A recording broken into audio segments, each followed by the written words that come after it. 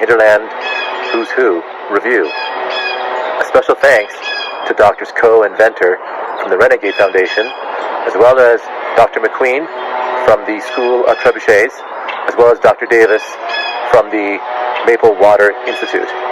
Today, we are going to explore the wonderful and magical ecosystem of the backyard.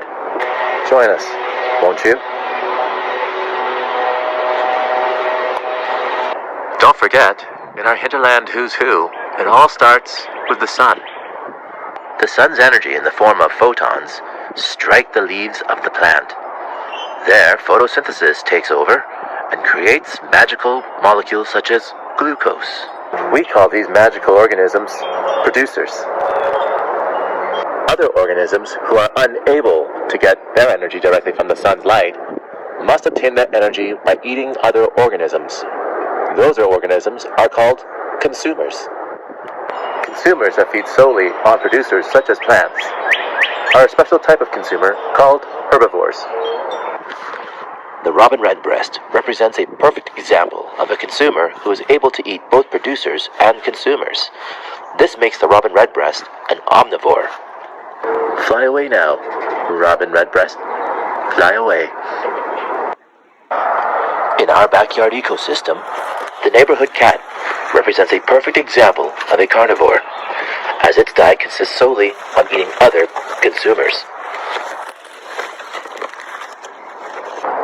Another common feature of a backyard is the backyard pile compost.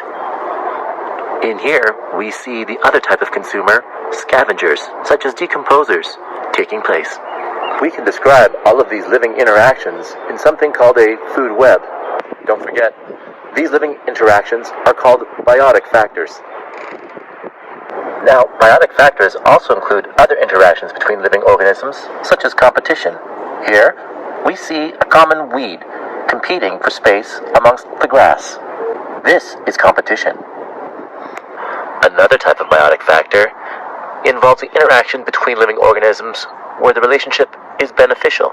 For example, the decomposers that are breaking down the dead materials in this compost release nutrients that can then go on to help the growth of new plant life.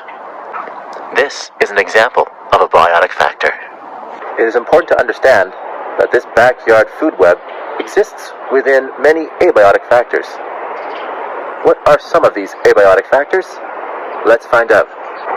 Sunlight, water and moisture, temperature, soil composition and terrain. Yes, there are many types of abiotic factors. Understanding and identifying the biotic factors, such as food webs, in a specific area, along with the abiotic or non-living factors within that area, can be summarized into something called an ecosystem. As a result, we have just uncovered the backyard ecosystem. Thank you again for watching the Hinterland Who's Who review. Good night.